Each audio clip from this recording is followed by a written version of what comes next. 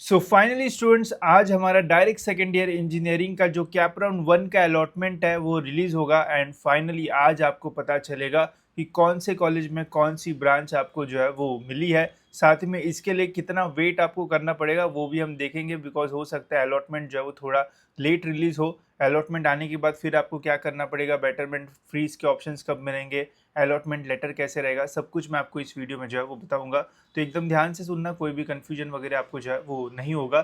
तो सबसे पहले मैं आपको इंपॉर्टेंट डेट्स जो है वो बता देता हूँ। तो इंपॉर्टेंट डेट्स जो है गाइज वो आप देख सकते हो। 4 तारीख को हमारा जो अलॉटमेंट है वो रिलीज़ होने वाला है, 4 अगस्त को। एंड 5 तारीख से लेके तो 7 तारीख के बीच में फिर आपके लॉगिन में बेटरमेंट एंड फ्रीज के ऑप्शन आएंगे। ठीक है, तो 4 तारीख को बेटरमेंट एंड फ्रीज आप नहीं कर पाओगे।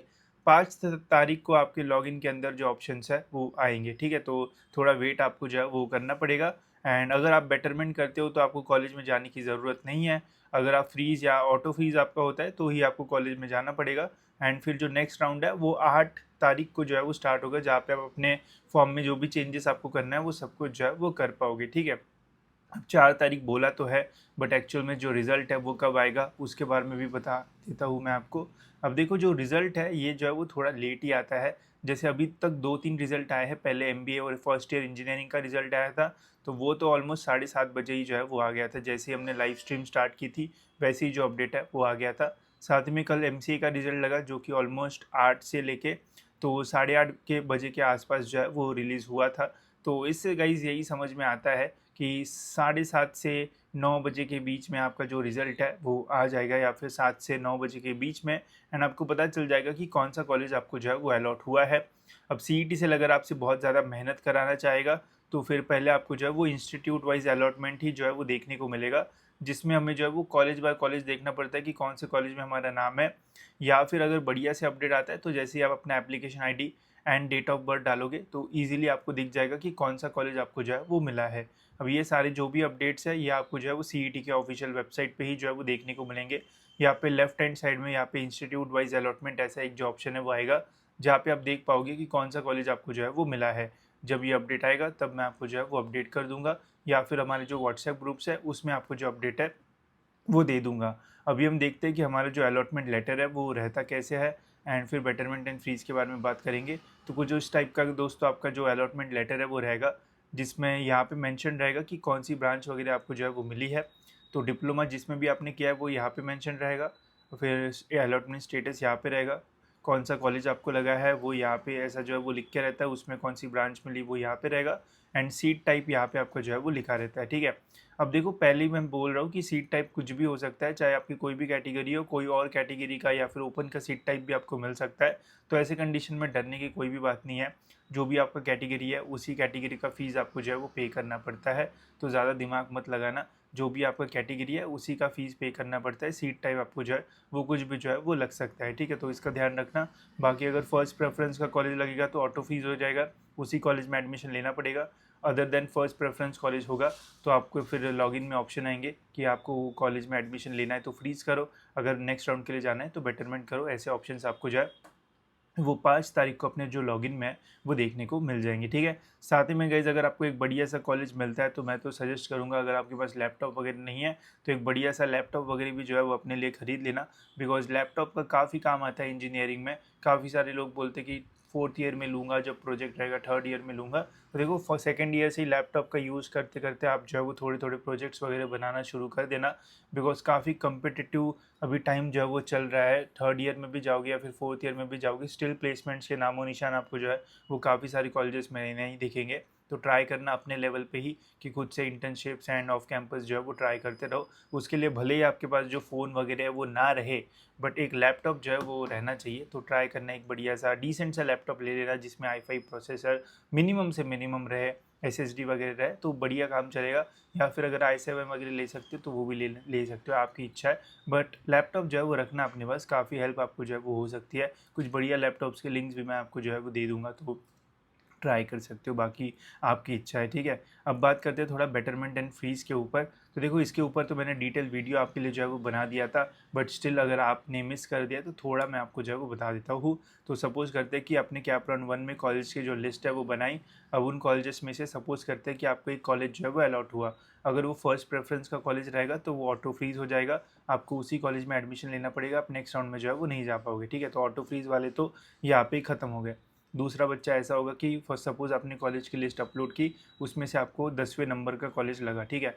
बट अगर आपको लगता है कि नहीं ये 10वें नंबर का ही कॉलेज जो है वो काफ़ी अच्छा है, इसी में मेरे को एडमिशन लेना है, तो 5 तारीख को आपके लॉगिन में बेटरमेंट एंड फ्रीज़ का ऑप्शन मिलेगा।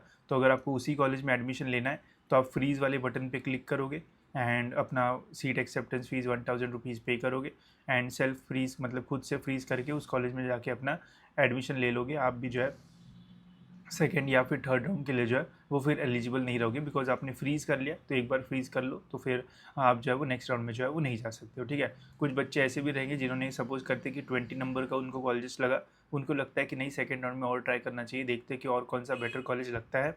तो उनके लॉगिन में भी ऑप्शंस आएंगे बेटरमेंट एंड फ्रीज़ के, वो बेटरमेंट चूज़ करेंगे तो कैप राउंड 1 में जो कॉलेज उनको लगा है वो उनके पास रहेगा एंड फिर वो जो है वो कैप राउंड 2 के लिए जो है वो फिर से जो है वो एलिजिबल हो जाएंगे। अब कैप राउंड 2 में जब आप फिर से फॉर्म भरोगे एंड और एक कि सपोज़ आपने कैप राउंड 1 में फॉर्म भरा, आपको कोई भी कॉलेज नहीं लगा, तो आपके लॉगिन में सीट एक्सेप्टेंस का ऑप्शन भी नहीं आएगा एंड आप डायरेक्टली जो है वो कैप राउंड 2 के लिए जो है वो एलिजिबल रहोगे, ठीक है। तो ये 2 लोग जो है वो कैप राउंड 2 के लिए एलिजिबल रहेंगे। तो अगर आपको कैप राउंड 1 में कॉलेज लगा है तो बेटरमेंट करो, बिल्कुल भी डरो मत।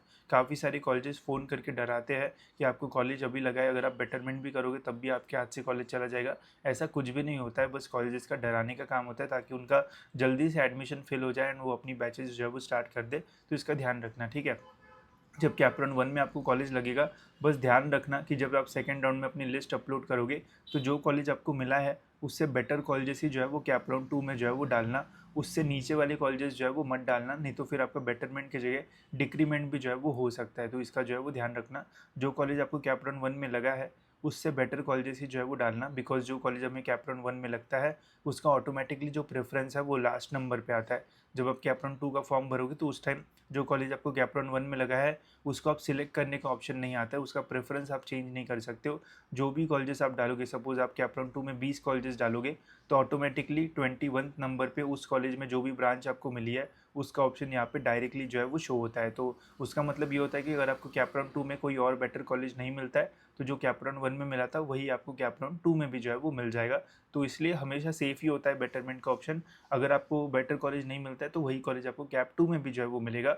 बस आपको एक ही ध्यान रखना है कि जो कॉलेज आपको लगा है उससे बेटर कॉलेजेस ही आप डालो, ना कि उससे नीचे वाले कॉलेजेस, नहीं तो बेटरमेंट की जगह डिक्रीमेंट हो सकता है। बट ये सब कुछ हमारे हाथ में है, जितना बढ़िया लिस्ट आप बनाओगे उतना ही बेटर वे में आपको जो हेल्प है वो होगी, ठीक है। तो अकॉर्डिंगली आप कर सकते हो। अब यहाँ पे भी 2 सिचुएशन होंगे।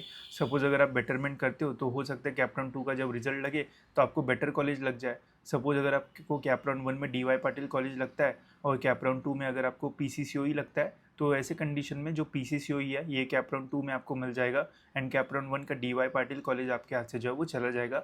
आपको ऐसा पूछा नहीं जाएगा कि दोनों में से कौन सा ऑप्शन चाहिए, ठीक है। तो अगर सेकेंड राउंड में बेटरमेंट हुआ, बेटर कॉलेज आपको मिला, तो जो बेटर कॉलेज है वो आपके पास आ जाएगा एंड जो पहला वाला कॉलेज है वो आपके हाथ से जो है वो चला जाएगा, ठीक है। तो इसका ध्यान रखना, इसलिए सेकेंड राउंड में ऐसे ही कॉलेजेस डालना जो कॉलेज आपको लगा है उससे बेटर हो, या फिर अगर आपको कॉलेज लगते हैं तो वहाँ पे आप एडमिशन लोगे। बिकॉज कुछ लोग होते हैं कि मुंबई के भी कॉलेजेस डाल देते, भले उनको एडमिशन पुणे में ही लेना है, बट फिर सेकेंड राउंड में जब उनको मुंबई का कॉलेज लगता है तो घर वाले बोलते हैं कि नहीं मुंबई जाने का ही नहीं, आप जो है वो पुणे में ही एडमिशन लो। तो इसके वजह से फिर आपके दोनों राउंड्स खराब हो जाएंगे, बिकॉज पहला कॉलेज भी आपके हाथ से चला गया, बिकॉज आपका सेकेंड राउंड में बेटरमेंट हो गया। बेटरमेंट में आपको मुंबई का कॉलेज मिला, घर वाले उधर से प्रेशर डाल रहे कि मुंबई तो जाने का ही नहीं है, तो फिर से आपको कैप 3 में जाना पड़ेगा। DSE में कैप 3 में ज़्यादा सीट्स नहीं बचती है, तो थोड़ा ध्यान रखना कि ऐसे ही कॉलेजेस डालना कैप 2 में जो फर्स्ट कॉलेज आपको मिला है उससे बेटर हो एंड लोकेशन में भी कोई प्रॉब्लम जो है वो नहीं होना चाहिए। अगर आप प्रॉपरली फॉर्म भरोगे तो कुछ भी इशू नहीं होगा। फिर थर्ड राउंड में भी जाना है तो थर्ड राउंड में भी आप फिर से जो बेटरमेंट वगैरह है वो कर सकते हो। बेटरमेंट आप तीनों राउंड्स में कर सकते हो, आपका कॉलेज सेफली आपके पास ही जो है वो रहेगा। बस बेटरमेंट जो है वो टाइम पे करना and second round third round में जो कॉलेजेस है वो जो है वो सही से डालना। तो आई डोंट थिंक कि कोई भी प्रॉब्लम आपको जो है वो आएगा। बस आपको प्रोसेस के बारे में मैंने सब कुछ बता दिया, बस अगर आप फॉलो करोगे तो कोई इशू नहीं आएगा। कोई भी कॉलेज कुछ भी बोले कि नहीं रहेगा, ये रमका ढमका जो भी है, बट अगर आप बेटरमेंट करोगे तो जो कॉलेज आपको लगा है वो आपके पास रहेगा। अनलेस एंड अनटिल अगर आपका बेटरमेंट होता है तो ही आपका कॉलेज जो है वो चेंज होगा, अदरवाइज़ जो कॉलेज आपको मिला है वही आपके पास जो है वो रहेगा। ठीक है, तो इसका जो है वो ध्यान रखना। बाकी तो आपको कुछ भी क्वेश्चंस होंगे तो कमेंट्स में जो है वो मेंशन कर देना, और कुछ डाउट होगा तो वो भी आप जो है वो बता देना। साथ ही में अगर आपको ऐसा ग्रुप चाहिए जिसमें सारे इंजीनियरिंग के स्टूडेंट तो डिस्कशन वगैरह कर पाओ तो वो भी बताना, तो वो भी ग्रुप में आपके लिए जो है वो बता दूंगा, जो हो सकता है कि आने वाले सालों में आपको जो है वो हेल्प करे। ठीक है, सो फिलहाल स्टूडेंट्स इस वीडियो में इतना ही, मिलते हैं ऐसी और एक इन्फॉर्मेटिव वीडियो में।